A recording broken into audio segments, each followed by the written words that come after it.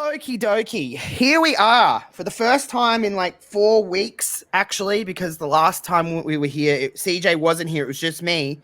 And I just told you why I loved TNA because I really haven't. I had mentioned it in our episodes like, hey, holy shit, I love TNA, but people are just like, okay, why? And then I kind of explained that because CJ was, I mean, if you listen to The Swarm every week, you know that CJ has recently moved house. So, it's not the most, let's say, it's a very time-consuming time in your life. Yeah, I'm still exhausted, kind of. It's a week later. Yeah, last time I moved was like 2 years ago, and I was zapped for like a week after it. I'm like, I can't deal with this anymore. It's quite awful. But how has life settled in the new crib? Hasn't even settled yet, to be honest. Okay. Yeah, it is. It's just this is like the first real weekend I'm gonna have since we're recording this on a Friday night my time. My girl's going to a concert, so I'll be home alone with the dogs all Saturday and Sunday. So just go to order food and just watch football and bullshit for the first time in 2 months. It seems like. Yeah, so we're recording this a few days before this drops, obviously. When you listen to this, I'll be hopefully intoxicated, getting ready to go to a WWE house show. Actually, because this will drop on Wednesday. I'll be going to Melbourne for the week coming up. So it's not Melbourne for you Americans watching, by the way. It's Melbourne. Melbourne. And I hate when people like it's spelt this way though. I'm like, but listen to me, an Australian, say it. And that's how it's spelled. If it was in America and you called it Melbourne, I would have the courtesy to call it Melbourne because that's how you say it. It's like when someone says your name and you don't pronounce it that way because it's like said different, but it's my name. So therefore you say it this way. So it's Melbourne. You just say it really fast. That's how I always think. But I'm going to Melbourne, and it's for anyone that knows me. I think I've even probably said it on this show because I will get any chance I can to talk about the city. It is my favorite place. I love Melbourne. It's so like modern, and I don't know. There's just something so fresh and like youthful about Melbourne. I've always loved it. I've been there. Well, you're not youthful. Well, not for much longer. I've been there so many times in my life of just like, and I just love it every time. So I can't wait to just get away for a few days. So if you're hearing this, if you're listening to this right when it drops on Wednesday, don't fucking message me. Don't talk to me. Don't come near me. I'm going to enjoy some wrestling. I'm going to just enjoy Melbourne, and I can't wait to fly in on Tuesday. And the first thing I'm going to do is go into my hotel room, take off all of my clothes, put on a robe, and lay on the fucking bed. It's just like the best relaxation to me. I know some people are like, you're going to sit in a hotel room for the first few hours when you're in a different city. Yeah. It's it's just a way to unwind. I don't know anyone. I don't have to talk to anyone. I can just eat in bed. Like it just doesn't matter because it's not my home. I can just, it's just, that's relaxing to me. So I can't wait to get away. So that's what I'll be doing this coming week. So we're recording this in the midst of WWE being in Australia in Perth, which I was meant to be at, but oh well, shit happens. But before we get started on this episode, CJ, with you moving and stuff like that, obviously you don't have to dox your location, I think I probably asked this, but I can't remember, but did you move cities? No. Or no, you just moved into a different house. Yep. So it's not too much. Yeah. So so it's not like crazy, like, I don't know where I am, when you move towns or something like that and you're like, whoa, where am I? No. So we sold our house and my girlfriend's contract with her hospital expires next summer. So we just signed a 12-month lease into a very nice apartment until we decide where we want to buy a house next year. Yeah. Perhaps may I suggest not America? We're considering it. We were at one point. Anyway. Yeah. It looks like I don't care if people will find where I live. Nashville or Atlanta. Oh. The leading cities. I don't know anything about those two. I know this is what I know because I'm obviously a foreigner to the United States of America. Here's what I know about Atlanta, and here's what I know about Nashville. Okay. Nashville is like Vegas, but for country music. Kind of. That's how I said it. And Atlanta is Hotlanta. I love Atlanta. Big That's Atlanta all I know. guy. That's all I know. Love Atlanta. That's all I probably need to know, to be fair. Yes. So, you're not really in holiday mode, but have you done that thing in a new house where you like wake up in the middle of the night and you're like, where am I? What is this? I Where's the fell light off the switch? bed and onto my head the first night. Yeah, because you're like walking around, you're like, where do I turn on the light? Obviously, me and my girlfriend sleep in the bed, and then we have 2 dogs, one really old and tiny dog and one growing puppy. But the old tiny dog doesn't know she's old and tiny, so she stretches everything out. And then the young dog doesn't sit still. So I usually am used to having to just wake up and I kick my legs over the dogs and just flip out of bed. And I flipped the complete wrong way, just banged my head right on the wall and fell backwards off the bed. Yeah, it's so crazy because you're just like, let me in my home. Yeah. Like, I don't know where I am. What the hell is going on. Moving is once you're settled in, it's great. But like, it's just, it's moving and just getting used to a new place. I'll tell you what, my dogs do not like that there's other dogs around now. I couldn't imagine. Because we're in an apartment. Yeah, it is. But we're in a big like community, so there's like gyms here, spas, pools, hot tubs, stuff like that. Cool. All right. We're on the bougier side. Hell yeah, that's what you like to hear. You want to be bougie as all hell. Well, a couple weeks ago, we kind of advertised that we were doing an iNTACT about this very episode, about this episode of TNA. Well, this is when they weren't TNA, but this is an iMPACT wrestling episode. Yeah, have some respect there. And then obviously shit happened and we didn't get to it. But I was like thinking, I'm like, should we just leave it now? Was it a sign just to leave it for a little while? I'm like, no, this has to be an episode that we tackled. When I started this show, this was like an episode that I'm like, oh, we're gonna Josh is a big wrestling wedding guy. Yes, it's my favorite thing about wrestling. I love the kookiness and just the silliness because wrestling weddings are, I don't want to say that. Well, you know what? In my opinion, they're the height of everything sports entertainment. You know what I mean? They're just kooky and wacky and stupid in the best way possible. I don't think I've ever seen a wrestling wedding that I didn't at least like in some way because you can just take something out of it and be like, well, this is funny. Like not many wrestling weddings go very well, which is the best part about it. But I don't know. I don't think so. I don't think so either, but prove us wrong. Tell us in the comments if there has been one. And genuinely asking, I can't think of one. It's the best part about it. But we are going to celebrate love today, CJ. We love love here. We love love. We want to celebrate love. And perhaps no greater love in the history of TNA than one of Bully Ray and Brooke Hogan. But I think if you ask me, can you name like a couple that really loves each other? This is probably the first one I thought of. Yeah, we're in the thick of it. This is, what date is this episode? You'll tell me because you're the notes guy. January 17th, 2013. All right, 2013. Holy moly. This is the second newest episode that we have reviewed, and it is our 10th episode. Damn, look at us go. Happy 10 episodes. We did it. They said we couldn't. We weren't sure if we could. But here we are. Brooke Hogan, Bully Ray, the January, did you say 17th? Is that what you said?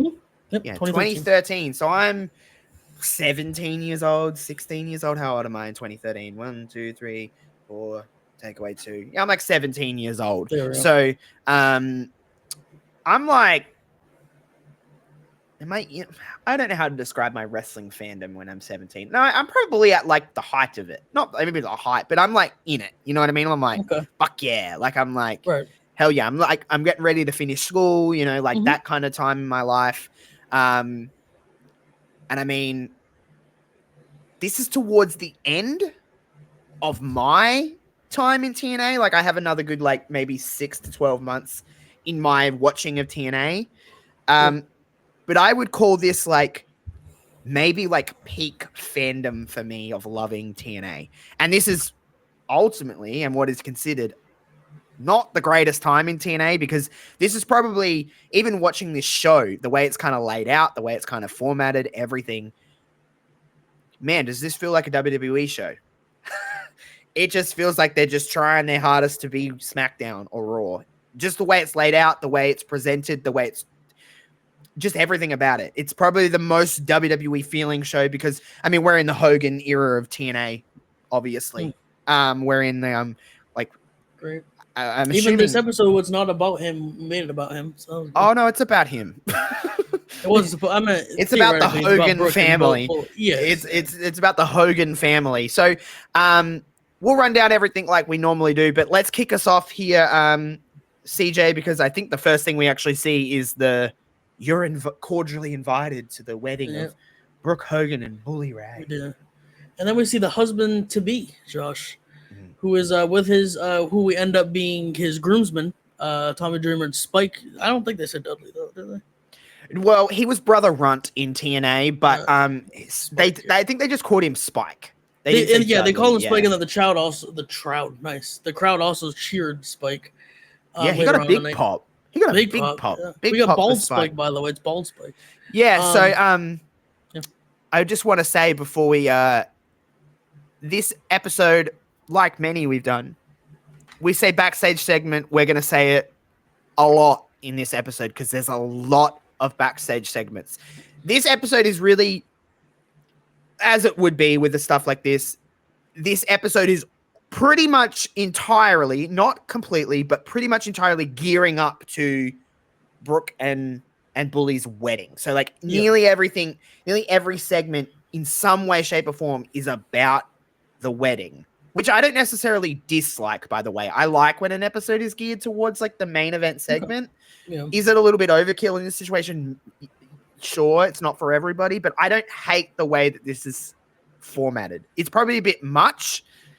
Like there's a bit too much, like too many segments. They could have drawn some stuff out, but I don't hate the way that everything is building to it should be built to the main event, right? Whether it's a match or not. Yeah. No, it should be, yeah.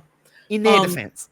I just want to note, and this is a spoiler, but it was there was about less than 19 minutes of wrestling on this 2-hour program, which is not unusual for us. We've covered a lot of 13 of those were one match. Yeah, it's not unusual for us. We've covered a lot of impacts that don't have a lot of wrestling. Now, this has still got more wrestling than that horrible episode we did a few weeks back with JWoww. It still has more wrestling than that. I had Jersey Shore in it though, so that's okay. I mean, sure, but still, sure. No, yeah, no. Hey. But anyway, go on with this segment. I don't know what else they said. They pretty much just get ready. They're getting ready. Everybody's getting dressed up. Bully Ray's put on his little tux. And that's really it. That's just kind of everybody saying hi to each other, is getting ready. There's really not much here. And then we cut to the ring, and the world champion comes out, Jeff Hardy, who just retained at Genesis over Austin Aries and Robert Roode, correct? I think it's Bobby at this stage, isn't he? Oh, excuse me, Bobby Roode. I haven't written down as Bobby Roode, to be fair. Yeah. Hardy just talks about beating those two at Genesis the previous weekend. He says he wrestles for the people and he'll do it forever. He had like the Terry Funk, the fight forever. Girl. He was like, Jeff Hardy has a certain cadence, how he delivers every promo that he does. And I'm not saying he's the worst promo ever, because there's far worse than him. He just had the one kind of energy that he delivered his promos in when he was Jeff. I'm not talking when he was like Brother Nero and stuff. Obviously that was different. But when he's Jeff Hardy, now, again, I don't want to sound like I'm just shitting all over it, because, I mean, it worked. I mean, look at his career. It worked. I mean, he was a world champion in TNA. Yeah, he's an NXT tag champion. Yeah. Look at him go. They got like 3 different sets of tag team titles now, some bullshit. So good for them. But Jeff Hardy just has a certain delivery with his promos and stuff like that. And it's just, this was very like, creatures. Like, he's like, let's go, all that kind of stuff. And it's like, all right, Jeff, we get it. Like, Jeff Hardy promos to me can be 30 seconds. And I'm less than that. And I'm like, cool. But still over as Rover, by the way. Oh, please. He'd go out there and shake his ass. People will still love it. People love Jeff Hardy. People might love it more, actually, if you did that. Yeah. I mean, he technically kind of does shake his ass in a sense. Like, his entrance is shaking his ass. But he's, world champ. Like, he's like, although, I mean, in this era, obviously, like, aces and eights are a thing and stuff like that. The world championship, well, the aces and eights are a thing even before this episode. They're a big thing on this episode. The world champion seems they seem like they're just filling some time with the world championship stuff here. Bigger stuff is happening, which is not the worst thing in the world, but I mean, it's the world champ. Yeah. Christopher Daniels and Frankie Kazarian come out, and Daniels, I guess he has a match next week because he earned his number one contender off of whoever won at Genesis. He says he's going to take the title off him, and then they beat James Hardy, Jeff Hardy down, but James Storm comes down and rushes the heels off, and it turns into a Vince McMahon like 2015 Prime impromptu tag match. I feel like every episode of Raw started like that for like 5 years straight. It would just be someone talking, someone beats them down, someone else comes out, and there's a tag match. I mean, it still happens in wrestling now. It's just like, oh my god, it just happens so often though. But yeah, I've never really, here's something I don't. It's so funny when you talk about that. Like, wrestling is what it is, but like, it's kind of crazy that like matches can just start out of nothing. Like, did they not have anything scheduled in this show? No. In this live show, they just were like, oh, we hope someone. TNA might actually not have, by the way. I will say this episode of Impact was live because it's set up in the little hashtag in the corner. By the way, this episode is free on YouTube. Yep. I don't always mean to pick the ones that are free on YouTube. And there's going to get to a time where we're just pretty much covering stuff that's on TNA Plus because we're knocking off a lot of the big episodes of Impact at the moment. But this episode is free on YouTube and it does have hashtag Impact Live in the corner. So this is a live episode of Impact. And by the way, we should note that this one is in Orlando in the Impact Zone. We're not on the road in this. We're not on the road for this episode. Nope. But like I said, that leads into our first match, Hardy and Storm against Daniels and Kazarian. Did you like this match at all? It was 4 times as long as any other match. Yeah, I don't think it was bad. It was just, standard. Let's build to the next. We're going to build to this world title match kind of stuff. Get the heat, blah blah blah, hot tag. That's not being critical, by the way. No. But Hardy and Storm get the win after Storm hit the closing time on Daniels and threw him out of the ring, hit him with a dive through the ropes. Jeff Hardy gets a twist of fate countered by Daniels. This is by Kazarian, and then he rolls out of the roll up, and then hits the twist of fate for the 3 count. After the match, Daniels hits Hardy onto the world title, with the angel wings. Mm-hmm. When they were there, and then that closed that segment. I believe they said they're having that world title match next week. Next week. So they're building towards that world title match, which Daniel. You're only really exposed to Christopher Daniels in AEW, right? For the most part, yeah. Yeah. So Hardy's Daniels to me is fine. Like, do you want to spoil the result of that match? No, because we might cover that at some point on this show. You never know. The result of the match. Yeah, we might cover it. I purposely don't follow up on things just in case we were.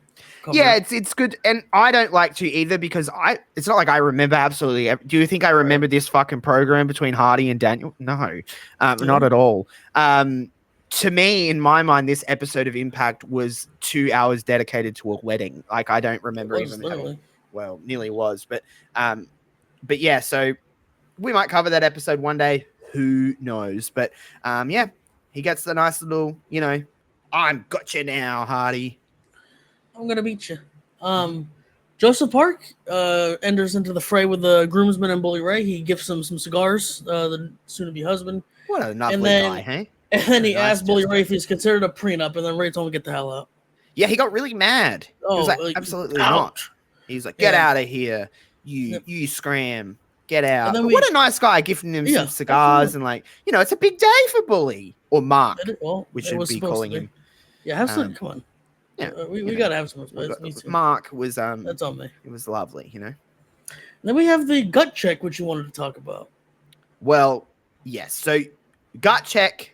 As we've talked about many times on this show, CJ didn't watch pretty much any TNA when he was growing up or into wrestling, and I did. So that's kind of the spot that we're in. So there's just some things that CJ and honestly, a lot of you don't know about TNA if you didn't watch it. It's not like I just watched WWE growing up and throughout my childhood. And... unless it was like AJ Styles, you really didn't know much about TNA. So TNA Gut Check was like originally, I want to say, it was actually like a reality series that they did, and I want to say it was based in the UK. They had like a bunch of indie wrestlers come into like a boot camp type of thing, and then like the winner got like a TNA contract. It was just like a way of Cage in it. Yeah, like it's had a heap of people in it that you would know. Like it was a lot of like, it was a lot of just like indie talent. Again, remember in it was almost like Tough 2013, Enough, not the show, but like the Yeah. aspect of this people you know and that didn't win it or whatever. yeah, like it. I think there was a shoot aspect to it at least at the start. Like it started in like 05 or 04. Oh, and like it was like it was like a training camp, and they just went, oh, this person is good, like, you know, just do like all the standard stuff that you back bumps and run the ropes and cut a promo, all that kind of stuff, and then they would kind of scout talent that way, and then it eventually made its way to TV, and then it lost its kind of like, it almost sounds like LFG, but it wasn't in the sense of like, it wasn't, I'm trying to explain it in a way of like, it was on TV, but it wasn't like made for you know what I mean? It wasn't like anything scripted. It was just like an actual shoot. Like this is just filming this happening. It's just people recording real shit. Yeah, and then they kind of brought it to television, and it was like a regular segment on iMPACT. So basically, how it would work is there was like, at the beginning, it was like a contestant from the gut check. So some indie guy would come in and wrestle like a TNA talent, and they'd have like judges to be like. So I believe at one point it was like Al Snow. Al Snow was on this one. Yeah. It was like Al Snow, Taz, and Bruce Pritchard, or take your pick of guys like that. And then they would be like, yes or no, you get a contract, or yes or no, you get like a tryout or something like that. Then it became like what I remember Gut Check for when I was like peak watching TNA was like 2 indie guys would wrestle one another or have a match. And then the next week they would get voted on, whether or not they could like have a contract or what. It didn't matter if you won or lost the match, like they would take it into consideration. But if you got any no's, you would have to like kick out and you have to do this promo. It was really convoluted and weird when it was on TV like this. But there's been a lot of guys on there, like you said, Brian Cage, Samuel Shaw, now Dexter Loomis. He was a part of Gut Check. I know this person's not very great, but Joey Ryan was on. He was on. He was on Gut Check. Did they ever do stuff with women? I don't believe so. No, yes. Taylor Hendricks. Do you remember Taylor Hendricks? Yeah, she was on there. Follows me on Twitter. Yeah. Wes Briscoe was on there. Okay. Yeah, there was like, I think it ran for like a solid year and a bit, like that contest style, like on TV. It wasn't like a, you know, it wasn't like a big thing that like changed the industry, but it was just a way of like scouting talent. And I don't know when it was on TV how much of a shoot it was, but I think at one point it was considered real. Okay. But that's basically a Gut Check. Okay. So we had that segment. And then we get into maybe the most inconsequential match ever I've covered with you on here. Christian York and Kenny King, and not because of the people in it necessarily, but it went for 2 minutes, and it was just Kenny King. Christian York goes for like one move. Kenny King rolls him up, gets all of his ass of trunks, and gets 3 count. Okay, this is what I have in my brain from that match that I watched 3-4 hours ago, is Kenny King had cool music. It was real groovy. Mm-hmm. That is by far the most. Also, Christian York is he's big boy. He's a big boy. Yep. Yeah, but that's all I remember. He lost to RVD. And I looked up Genesis just because they talked about it a lot. He lost to RVD in the title match. The Genesis, Christian York. RVD wrestling in 2013. Actually, you know it's what? Wrestling in like 2025. And it's not awful to be weird. It's not the worst thing ever. With how many old people you see wrestling now? I'm like, actually, RVD is not that awful, but he lost for the X Division title. RVD successfully defended it against the Matt Genesis. Cool. But yeah, when you say it just for the context of the rest of the show, or even storyline purposes, it really didn't make. You don't even need to mention it. To be honest, just get over. You would have never noticed. Yeah, but Kenny King had cool music. That's all I remember. He really did. He pulled them tights, and he was in there. Kenny King's in AEW now, so doing all right. Is he? He was. Is he not anymore? I don't know. I don't watch regularly, so like I get a bit lost sometimes. But now you make me wonder. Good for him. I knew he was in AEW at some stage, but I didn't realize he still was. I think he's in like ROH now, technically. Oh, okay, yeah, that makes sense. Right, okay, got you. Cool. Yes. Well, yeah, Kenny King. Anyway, Yeah. but yeah, so that match happened in 2 minutes. Mm. And then we get Bully Ray again. We get some more people entering the little wedding party here. Sting is now jumping in, and Bully asks him, like, can you talk to Hulk? I really want him there because he's the bride's husband. Brad's husband. Jesus, Brad's dad. We should say that Hulk is very against Brooke marrying Bully. He's very like, no way. Like that was the kind of thing going into this. Is like, don't marry Mark. You can't do this. Like, you can't marry him. And Brooke's like, fuck you, Dad. She wasn't. She was very worried. But have we skipped over a segment? Because had the girls been on at this stage yet? Nope. No?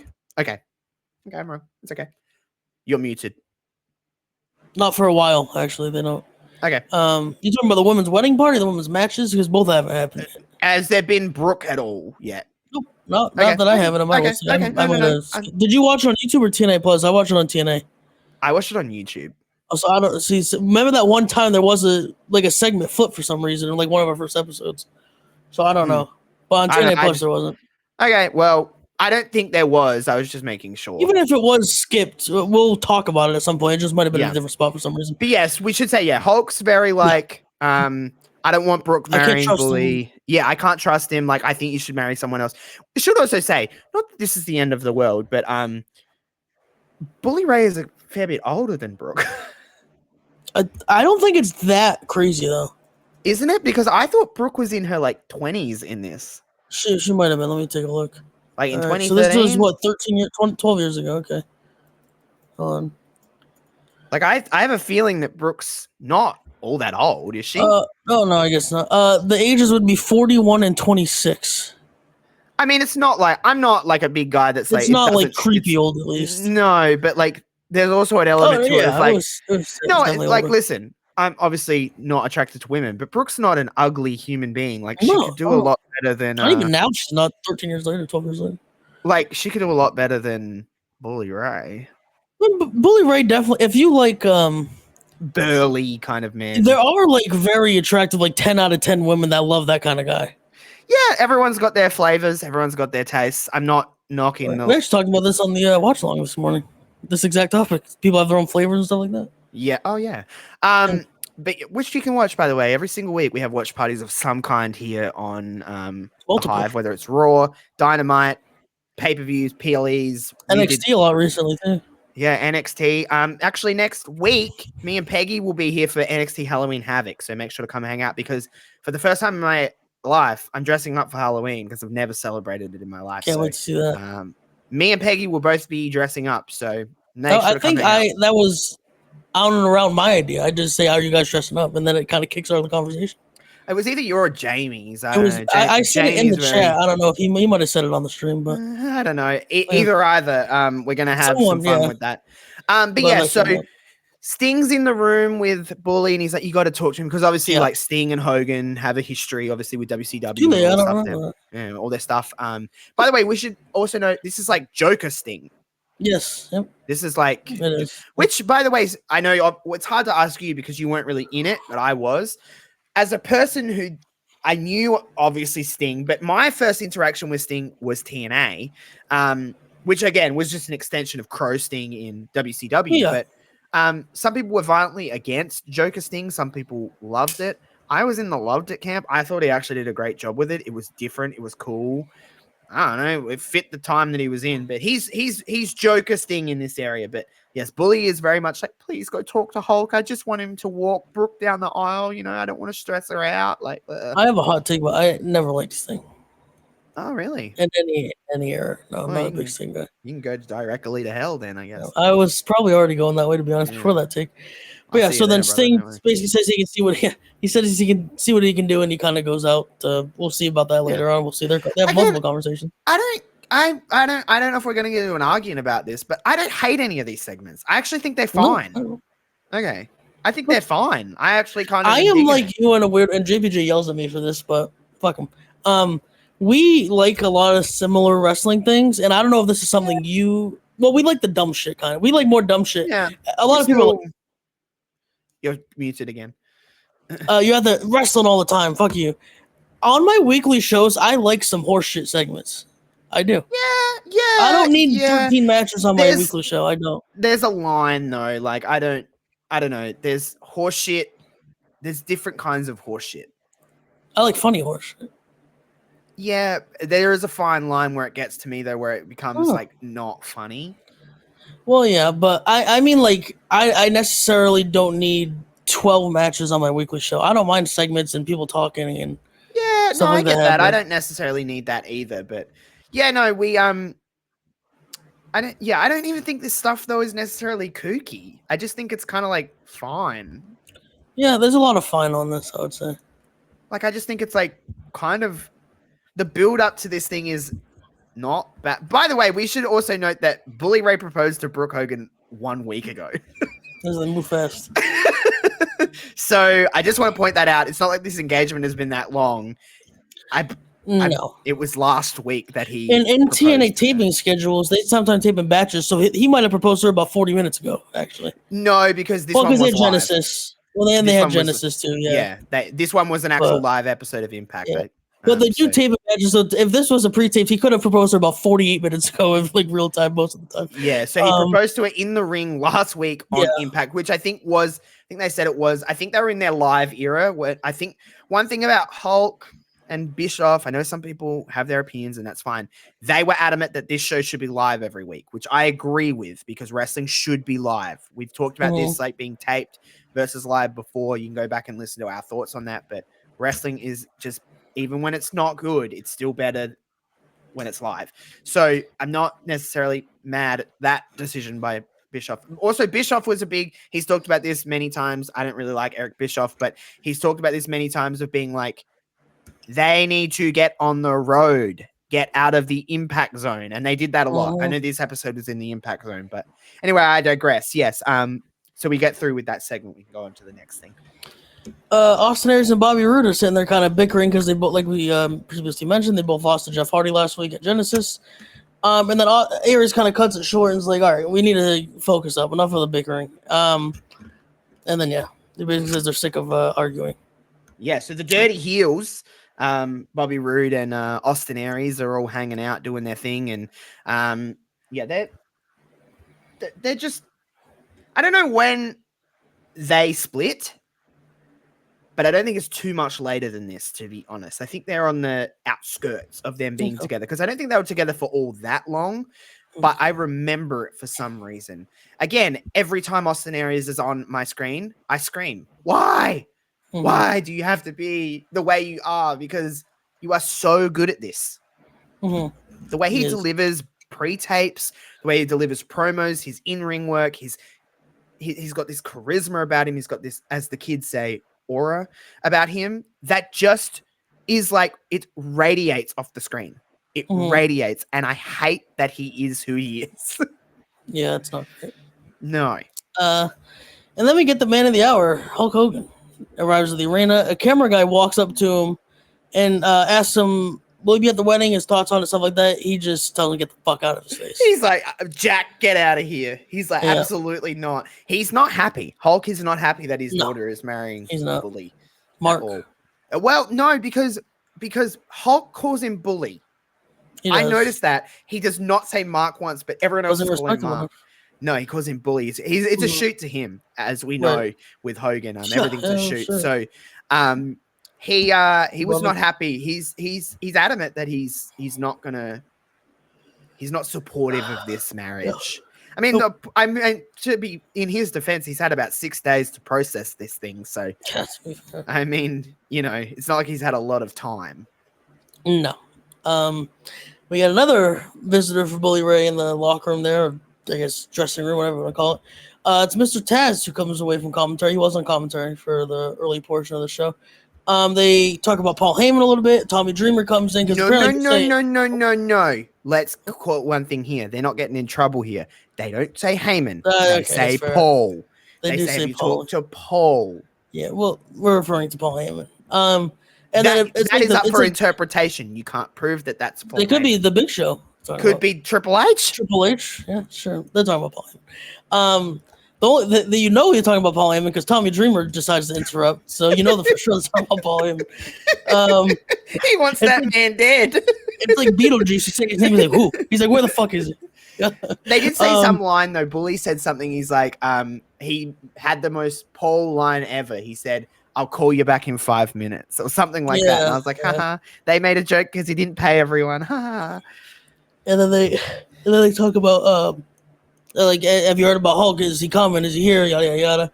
And then Ray says no matter what, he's gonna marry Brooke tonight and would do so with his boys by his side. And that leads into the conversation between Sting and Hulk Hogan, Josh. Yeah. Sting's like, bitch, you got to do what's right. They do this one in the ring, by the way. Or yeah, at the ramp, on the ramp. It goes. I don't hate his TNA music. I know. Obviously, it's just a rip-off. I don't hate any of his music, sadly. But like, I don't. I think it's kind of a bop. I'm like, all right. And it goes, and it gets all groovy, and he's coming out doing his thing with the mustache. You know, that's how you know he's thinking. The Hogan. Yeah, he does the Hogan. The Hogan, for everyone that's just listening, to this, angry. I'm doing the Hogan lips. He's like, it's almost like the Roman Reigns like confused face. You know that one that Roman does where he like squints his eyes and he's like, what? Yeah. Hogan has the big lips with his handlebar mustache and he's like, hey brother, let's go. But yeah, Sting comes out and he's full on like Joker Sting, like I said before, and they're having heart to heart. And basically, what happens in this segment, I'll kind of please. It's easy to kind of, they just like, you know, you got to do this for Brooke. Like, you know, he's got to be a good dad. And then this basically just ends with being like, I'll always do what's right, brother. Well, Sting says you have to do it for not only Brooke, but yourself, because you won't be able to live with yourself if you took that away from her. Yeah, exactly. So you're trying to guilt trips him a little bit. Which basically saying if you take away the love, what if he really is her love of her life, then you have to live with that forever type of thing. What would you do in this situation? If you're Hulk Hogan, I would not marry Bully Ray personally. I wouldn't. No, I mean if you're Hulk. Well, I don't think Hulk's marrying Bully, but he might. I don't know. Maybe we don't know where this storyline goes. Now, kayfabe, or if my actual daughter's marrying Bully Ray? If your actual daughter is marrying someone you hate, would you still walk her down the aisle? It depends why I hate them. Well, let's just say the reasons are why Hulk hates Bully. He doesn't have a real reason. Well, he just doesn't like him. Yeah, so that's why if I just like didn't like wanted to be friends with him, I wouldn't care. I would be like, I'd marry him. But like if he cheated on her, if he beat her up, like shit like that, obviously fuck him. But like if I just didn't like him as a guy, I'm like, I don't want to have a beer with him. I wouldn't care. Like I'm not marrying him. I don't give a fuck. I'll see him about 3 times a year. So you think Hogan's got no leg to stand on here? You've been a baby. He's got not much to stand on these days. But no, it wasn't. Yikes. So, oops. Yikes. But no, I wouldn't go personally. How about you? Well, I mean, I would probably just walk her down the aisle because it's for her, not him. At this point. It's for Brooke, and if she wants to marry some bozo like Bully Ray, let her. Fair. But yeah, that's exactly what Josh said. Basically, is the full 8-minute conversation in 30 seconds. It wasn't. By the way, we're skimming over it like it was a horrible segment. It really wasn't. It was fine. It was Sting and Hogan talking like it's going to be a standard kind of thing, and they do their stuff, and you know they know how Hulk to deliver. Hogan didn't. The first ever episode we did of this, Hulk Hogan did not spit and cough in the mic 38 times. That was my son. Yeah, unbelievable. My son. Let me get some women on the show for once. Gail Kim and Taryn Terrell. Gail kind of tells Taryn she cost her the gauntlet match at the Genesis pay-per-view last weekend. And then she said it's okay because Brooke gave her a rematch against Velvet Sky, so she'll work itself out. We got to remember to put some context in here. Taryn Terrell is the referee for the knockouts. I think she said in this, Gail asked her how long she's been here for, and it's like she said 6 months. She's been. Yeah, I think so.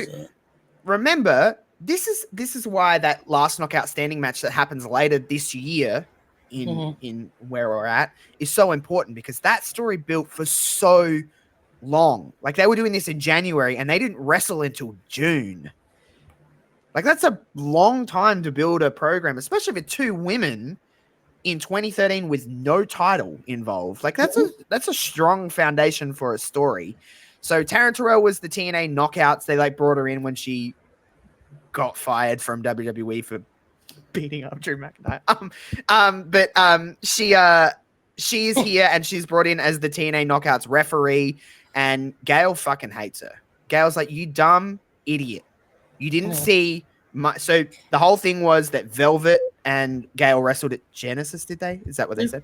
And Gail, her leg was under the rope and this buffoon Terrence Terrell didn't see it. So, you know what? I'm on Gail's side. I'm not on her side with most things, but with this one, yeah. Lately, holy shit. Yeah, that Gail came out Kim. of fucking nowhere, by the way. Homegirl, I just want to say, shit. I think you're a phenomenal professional wrestler. And we single praise all the time on the show. I've never had any beef with you ever, but put down that phone, honey. Yeah, go just cook get a off meal. line Just for a go do bit. something. Go to Melbourne and go on vacation. Go for a walk. Just get outside. At this very moment, even at time of recording, she's probably still tweeting. She's probably tweeting right now, yeah. But I'm on her side in this situation because Terrence Terrell is an idiot in this situation because she's a dumb referee that didn't see that. So, Gail has. By the way, this is not the first time we see an Apple product in this, but the iPad is out. She's showing her. I've noticed that throughout this show. I'm like, well, this is the second time it's in this. Presented by Apple, apparently. We didn't know. Maybe. Well, if they had an Apple sponsorship, I don't think they would be struggling to find a TV deal in 2025. Let's just put it that way. No. Dixie Carter would probably still be in charge. But yeah, so Gail's like, and Taryn did say Brooke's obviously because we should also note Brooke is the VP of the Knockouts division at this time. Mm-hmm. She's in charge of the Knockouts. I don't know why. Because she's Brooke Hogan, I guess. I don't.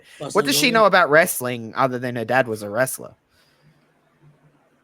Oh, they said that her husband is a wrestler too. Apparently, they're not married just yet. Come on now, hold on. But yes, they said a woman. You'll do. Yes, but she's got a rematch against Velvet for the #1 contendership to the TNA Knockouts Championship, which is currently held by Tara. Shout out to Victoria. That match happens right now. You might want to do some research on that one, my friend. Well, she's one of my favorite women's wrestlers. Not shout out to Victoria anymore. I'll tell you about it off air. Oh, dear God. I'll tell you about it off air. Anyway, go on for you. That match happens right now, anyway. Yeah. And Velvet Sky picks up again another episode, by the way, where we have some at least beautiful people adjacent in this era. I told Josh this offline. Technically, there's about 38 segments after this. This is technically a women's main event. I guess. Even though it's an hour before the show. I guess. But this is, by the way, this is babyface Velvet Sky here, which is, hey, shout out. By the time this aired, they've already been inducted. But this past weekend at Bound for Glory, Velvet Sky, Angelina Love, and Mickie James all inducted into the TNA Hall of Fame. So, yes, good for them. Mickie James a little bit later on. Yes, we do. But yes, this match, it wasn't long, but it wasn't bad. I thought it was fine. How did you feel about Velvet? Well, I should say in this match, I should take back my words on Miss Taryn Terrell. She did see the leg under the rope, and this time, though, it was Velvet's leg under the rope. So Gail wasn't very happy about that. Yeah. Real quick, though. The woman that beat Gail Kim in the show, it is funny. Why are we watching this episode? Why? I don't know. Because it's the wedding. Yeah, and Bully Ray's wife is actually his real wife is in the show, which I found really cool. Who's his real wife? Do you not? Velvet Sky? Are they? What?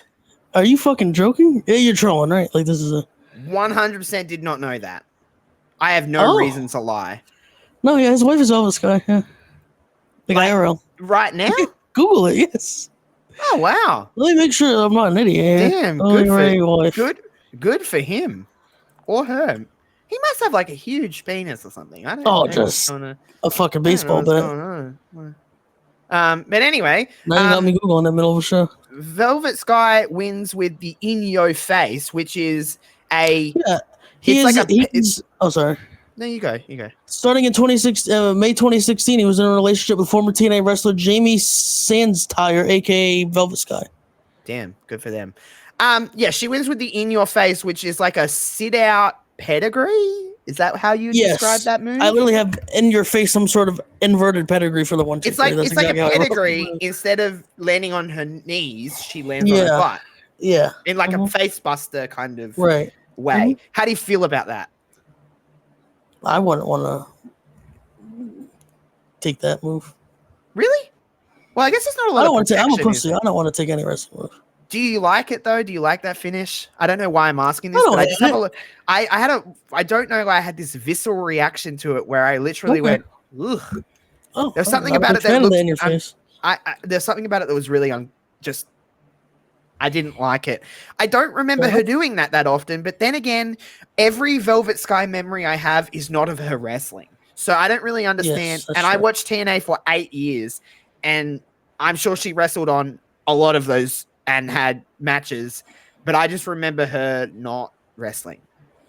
Yeah, I don't remember him wrestling that often. I don't remember her being a babyface. So this is even weirder to me that she's a babyface with full Beautiful People music. Like she's full in the maybe she was wearing like a bodysuit almost. It looked like because you're so used to her just being in the skirt. They let the pigeons loose, and then the cameramen would shove the camera lens up her behind. They sure would. And they would go right up there. Did they? Well, Angelina wasn't on this show at all. I don't know. Was she maybe out of the company at this stage? I know she comes back, but she might be not around because I don't really remember a time. Obviously, there is a time because Velvet's in it now, but where they weren't linked together in some way, shape, or form, even if they were fighting one another. Right. So it is weird to see her without it. But Velvet gets the win, and it just keeps building the Gail Taryn program. Yep, and then we get the segment I believe you were referring to earlier, Brooke and Dixie. This one, holy shit! But is she like her fucking mother? That's what I said. Mother. I was like, is this Linda? I'm like, Dixie's a fucking. See, my brain. You said Linda. I'm like, Linda McMahon is not her mum. Linda Hogan, of course. Hogan. Linda Hogan. Jesus Christ. Might be just as insane as Linda McMahon. Might be. I think she. Well, actually, she's actually more legitimately insane, just not maybe as crazy of a person. Yeah, she's legitimately insane. I am 100% going to admit this. I was a huge fan of Hogan Knows Best. That reality show was fantastic. I watched even Brooke Knows Best. And Linda was even crazy then. I will never forget the episode of that show, that reality show, where they try to take away all her animals and she goes to court and she like throws the shit at that person's car. And she's like, "You gotta go down." I get that with animals, to be fair. I get that. Yeah, I know how it feels to have an animal that I literally nearly seen died on the. She doesn't. She's so over me at this stage. But so this guy's still there. Yeah, she's like, fuck off. So yeah, I went to the ends of the earth for this little creature over the last week or so. So Linda, I see you there. Now, by the way, for everybody watching. Oh yeah, Giddy's all good now. I mean, by the time this airs, she's more than okay. But yeah, she's all good now, everybody. Thank you.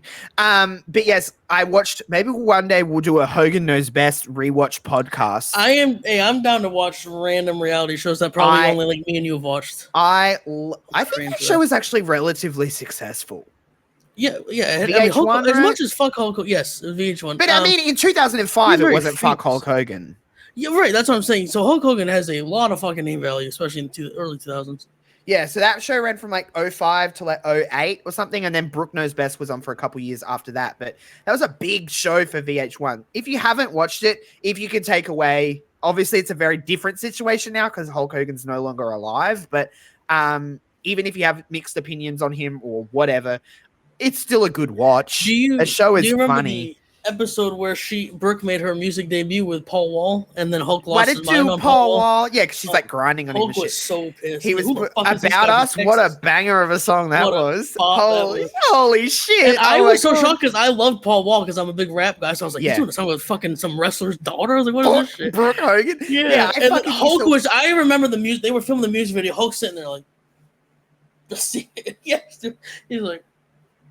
He's like, fuck off. She's like, Dad, it's just for the camera. He's like, yeah. Bro, this is gonna be a moment of the time because remember, we're in the mid 2000s. So like, banger. I had that seasons 1 through 4 and the Brooke Knows Best stuff bought on iTunes.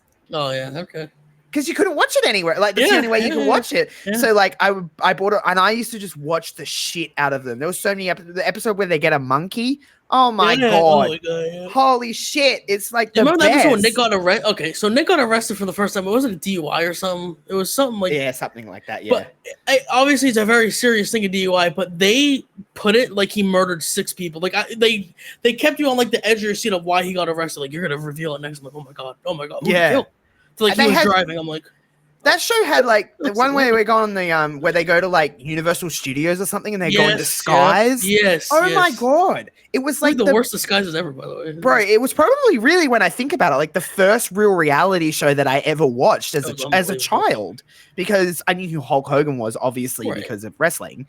And I was like, what, 10 years old when that show first started. So it's like it's my first foray into reality TV. Josh, I'm telling you, I guarantee we've watched a lot of similar reality TV back in the day. When we say reality TV, all the youngins that are watching this are like, oh, okay, cool. Like it was different. It was a different form of reality.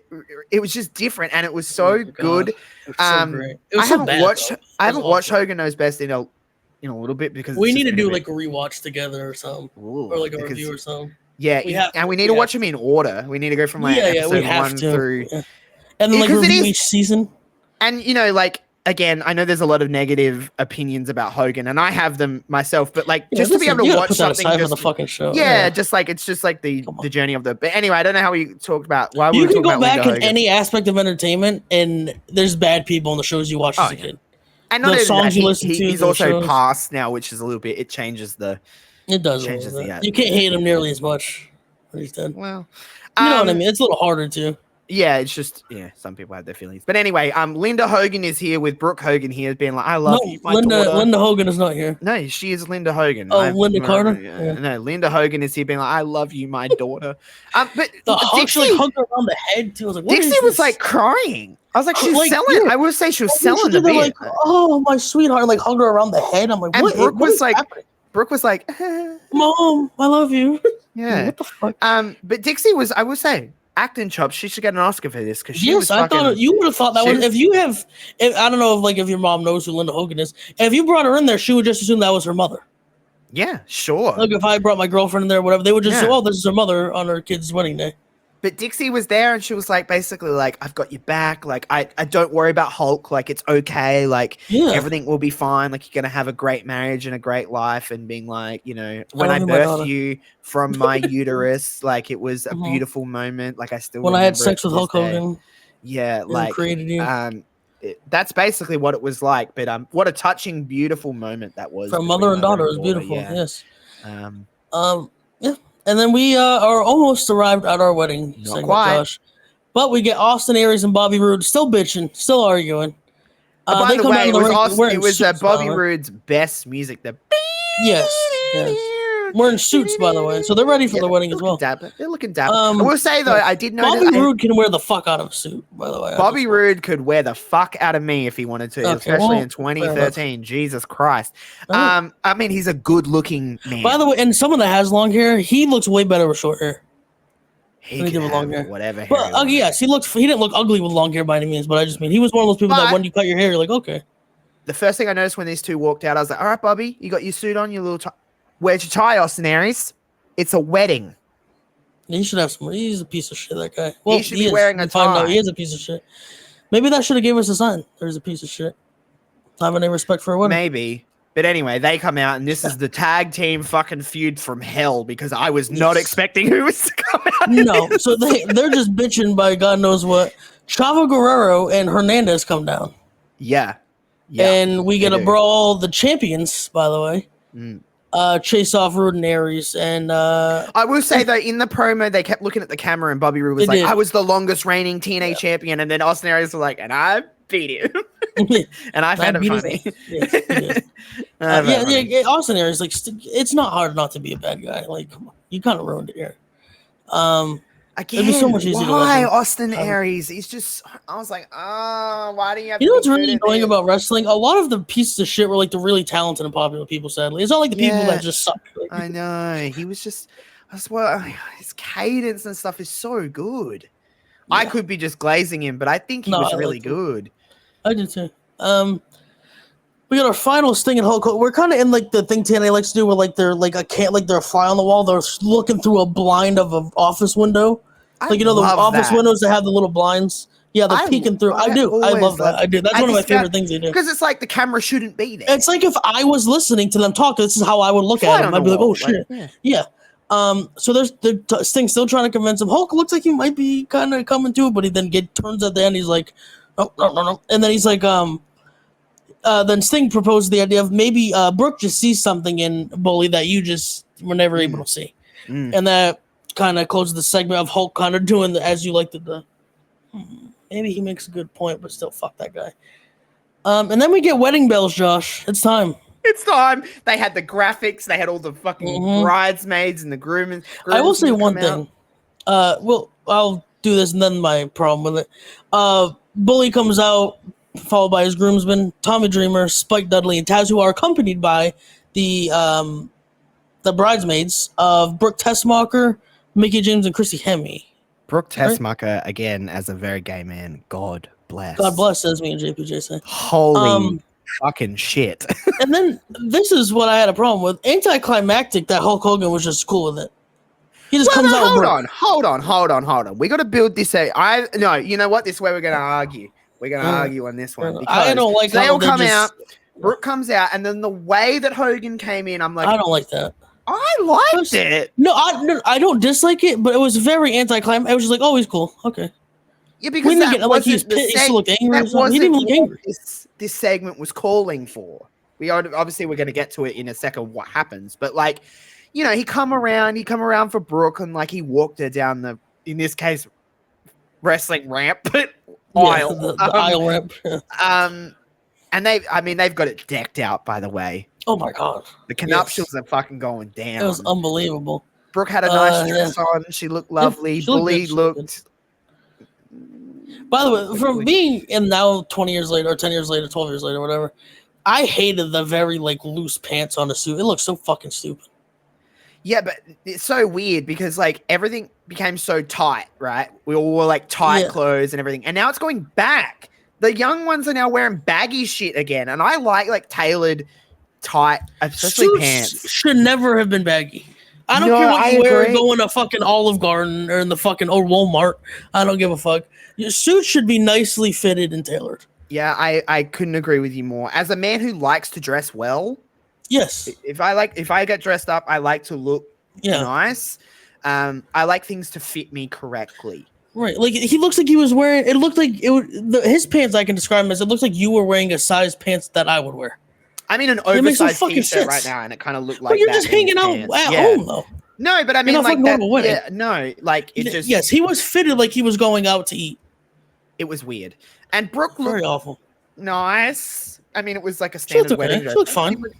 I love wrestling weddings because you can just like judge it for what it is, and I'm like, okay, this is like they're setting it up like because it's so ridiculous. Like they're just like watching a wedding in a fucking wrestling ring. It is the dumbest shit ever, and they want us to take it seriously, and I am locked in. I'm like looking at all the bridesmaids in the room, like, look at that little suit, look at that dress. Oh, Brooke looks lovely. Oh, she looks so happy on her big day. It's not fucking real. And I'm just like sitting here like, fuck yes. But they go through like the vows. Yeah, no, what the fuck is introduction from the Reverend? Yeah, minister, I was gonna say. Minister, same girl, same shit. Yeah, whatever. The person that marries the couple. Yeah, what is it called when you are ordained? Ordained minister. Yeah, so you're an ordained minister. That's what I was thinking. But he goes down and he's just like, blah, blah, blah. Why, put the rings on the finger and stuff like that. And then, of course, we want to get to this bit because it's the most important bit. He says, if there's anyone that objects to the marriage of Brooke, Hogan, and Mark, then please speak now or forever hold your peace. And so everybody thinks Hogan. Everyone's looking at Hogan. Yeah, because by the way, I should say the way they Brooke and Mark are like talking, they're smiling. Also, Brooke's cadence in promos are so bad.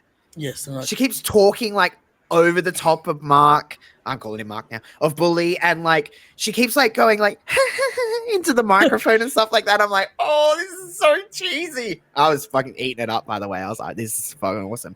But the way they filmed the camera shot of like, so it was like you could see Bully's side of the face, you could see all of Brooke, and in the background, Hogan's just like, literally though, he's standing there like with his lips out, like doing the fucking. But he doesn't object, Josh. No, he doesn't object because, like, what I was going to say is, like, they did the object thing, and it kind of, you know what's going to happen in a wrestling wedding. Someone's going to come out, and everyone's like, it's not going to happen. It's not going to happen. Then they go to do, like, the final bit. They're going to say the I do's and stuff. And then who steps in? Taz. Taz steps in, and he's like, hey, hold on. Wait a damn minute. And Brooke's, like, doing this thing where she's covering the microphone. She's like, Taz, stop it. And Hogan's like, he's like, it's none of your business. None of your business. And he goes, I've got 2 questions for you. He says, first, I'm going to paraphrase here, but I don't know if you have the exact words of the first question, but he basically says, are you sure you want to do this? Are you sure you want to marry this girl? Throw away everything you've built and everything like that, blah, blah, blah. And Bully's like, yeah, like I do want to marry this person. And then the second question is what I think is one of the most iconic lines in TNA history. He says, is it freaking hot in here? And he undoes the jacket. Actually, to their credit, I like the way that they reveal this because he takes off his suit jacket, and obviously he's wearing the Aces and Eights vest, but the crowd see it before the camera. Yeah. It's like the crowd reacts and he turns around and you're like, oh shit, Aces and Eights. And then all hell bursts. Oh my, that's literally the words I was about to say. 140 people. They're all in masks. They're all in this. They're fucking bashing everyone. They pan the camera away to Brooke because they've got her basically like held up. Also, by the way, I should say, poor Brooke Hogan, because obviously her dress had fallen down and she's trying to keep her boobs in the thing. And I was like, oh God, this is because she can't really just, like she's getting held, like she's getting all this. But they pan away and then they pan back and Hogan is spread out on the mat. Bald head shining. By the way, it's Hulk Hogan spread out. Matt, yeah. Hulk Hogan is spread out on the mat. This would not be on free television and YouTube if it was Hulk Hogan. His bald head is shining. Like they've knocked him out. They got all the girls out of there, all the bridesmaids and stuff, so they didn't get beat up by Aces and Eights. Because Aces and Eights, they are a fucking like terror organization at this stage against but TNA. They respect women. They will not hit the knockouts division. But okay, so I do want to ask you this: of all the people unmasked, some people were masked up, but how many of them did you know who they were? Like obviously a Devon and stuff in there, but like, did you see a lot of like because there was like Luke Gallows, there was Devon, there was oh god, I can't think of who else. I don't remember either. Who was standing with who else had Brooke? Yeah, fuck. I don't know. So there was because there was Luke Gallows had Brooke and then Knox, which is Mike Knox. Mike Knox. He was holding her. But anyway, so they eventually they knock out Bully. They get the what do you call that? The big thing. It's like that big wedding thing. Like the stand thing. Yeah, I don't know. It's like a temple. A wedding temple. I don't know what it is. Yeah, maybe, but they hit him and they knock him out, and he's like. He's talking about like the circle, the half circle thing. They stand under. It's like, and it's no. They had like the. You're talking like about the statue thing. Of Yeah, whatever it is. But they knock out Bully and they let go of Brooke, and she's trying to bless her heart. She's trying to fix her dress to be like, I can't have my tatas come out on live television. And she runs over to Hulk. Yeah. She runs over to her dad. She's like, Dad.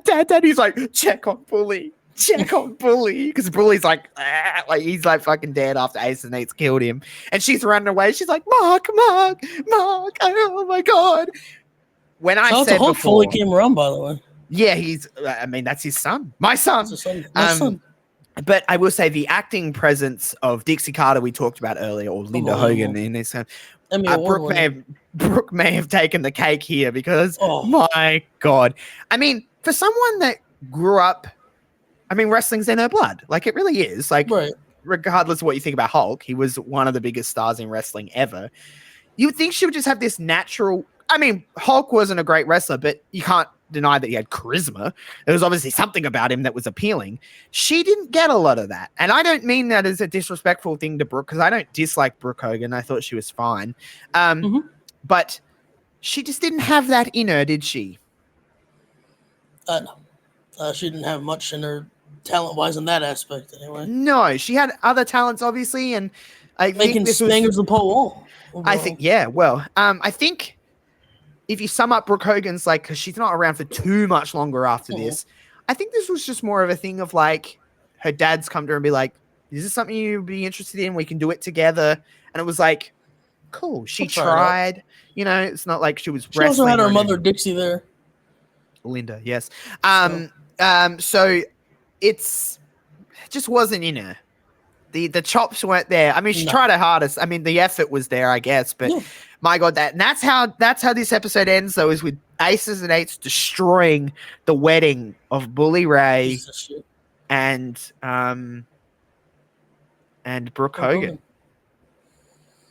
How would you sum up this? I know that when we were messaging before, you were like, that was an uneventful episode, or whatever the word you used. It was like a hilariously boring episode. I think you used. I enjoyed this episode. I didn't give a fuck. I thought it was fun. I enjoyed the ending. I didn't enjoy the rest of the episode though. Because it was all in a correct way, I guess. They built it up, the main event, but in the same way that also makes the rest of the show boring, because they teach you not to care about anything on the main event. Sure, I get it. I understand that argument of it, but I don't know. I liked it. You know, I really like the wedding. I love stupid shit like that. Yeah, I liked it. And you know, this is all building. We won't. Obviously, everyone knows what happens with this story of Aces and Eights, but we will save that because that will probably be an episode that we cover. The big reveal of all that kind of stuff. But that's the one thing in TNA I actually know quite a bit about. Yeah, is the Aces and Eights story and stuff like that. I watched that. They have a compilation that's like 6 hours long on YouTube. Yeah, well, yeah. You know, is this the best story ever in wrestling? No. Has it been done before? Absolutely. But I enjoyed it. I thought this was fun. Like, I understand, we know where we're going and stuff like that, and it's like, all right, like, you know, whatever. But they never technically got married. Technically, if you want to look at it technically. But I mean, they are in kayfabe married because obviously stuff happens. But they didn't technically say I do. And you learn, it caused you to learn about his real life wife. I didn't know that. Yeah, I did not know I'm pretty that. sure they're divorced, though. Oh, so they're not together anymore? No, I think it was like 6 or 7. Like 2022, 2023, maybe they got divorced. Oh, okay. Well, then it doesn't. But it was like 7 or 8 years they were together. Yeah, well, whatever. Well, that's whatever. We'll be, of course, here again in 2 weeks with something. I don't really know what we're going to do. Josh is going to go on vacation, not worry about anything for like a week. So yeah, I'm not thinking about anything. Anything of value. And I do also not like knowing what we're going to watch until close to the time. Yeah, I just kind of tell CJ. There will be a time where I say, hey, CJ, you can pick something, but it's a bit harder when he doesn't really understand. I want to learn more first. Yeah, he doesn't really know. I can kind of get my feel for what I like and don't like, and then maybe be like, hey, maybe this happened, and I want to watch that. And then I can be like, no, we're going to do this. No, I'll come up with 14 options, and he'll be like, no, but we'll do this instead. Okay, fair enough. I am very blunt with things. CJ will be like, do you want to do this? And I will simply just write back in all lowercase, no. Yes. And there's no elaboration. That's fair enough. I'm kind of open to most things. Like, I recorded this at fucking God knows what time usually. Yeah. We recorded all different times. Yes, random aspect of that. We've established that. But hell yeah. CJ, I won't really say too much about what's going on the Hive this week because there's not heaps. There's obviously our watch parties and stuff like that. Make sure to go and check them out. You're going to be doing Wrestle Dream this coming. I'm a big AEW guy. Everybody knows. Yeah. I will say, you being a part of the Hive has made you just watch more AEW. And in our a Swarm like a early award show, I had all AEW except for one category. Yeah, exactly. So, you know. You'll be on the Wrestle Dream watch party this weekend. We've got, of course, got Dynamite that you guys can watch with Jamie and Peggy every single week. Raw will be back to normal next week with me and JPJ, back to its whatever the fuck time Raw starts now. I don't know at this stage. It started at something different for the last month. I genuinely don't know what time Raw will be on. I have no idea. But we'll be here for it. So make sure to come hang out for that. Obviously, our names are on the screen. Go and follow us. You can follow me everywhere. Go follow CJ on X, Twitter. Go and follow him on Twitter. Do all the good stuff. Make sure to like, share, subscribe. Leave us 5 stars on Spotify or Apple Podcasts. Tell us what suck. Yes. Tell us what you want us to watch. We'll listen. Be like, hey, what's your favorite wrestling wedding? Yeah. Let us know. To tell us your favorite wrestling wedding. This is how I know that you've listened to the whole show, because if you tell us your favorite wrestling wedding, and I'll make sure that CJ, if there's comments coming in on our YouTube, I'll make sure that CJ checks them as well. I'm sure you have a YouTube account, don't you? Yeah. I have YouTube Premium as well. Yeah. So do I. I have YouTube Premium Lite. No, I have the regular, like the $30 version. I have like the $8.99 version. Okay. Fair. So it's everything. It's everything except you get ads on music, but I don't listen to music on YouTube. Oh, that's the only difference. Oh fuck! Oh, I need to look into that. $8.99 a month, and you get. I don't think I've ever listened to music on YouTube. Yeah, like I don't watch music videos or anything. I listen to Spotify for my music. So like I listen to music, but same difference. Yeah, so yeah, same thing. So yeah, it's the same, but it's just ads on music. If YouTube wants to sponsor, Google wants to sponsor this and give us it free, that'd be fine as well. That'd be fine with me. I'll happily. YouTube Premium. YouTube Premium might be the only one that I find worth it.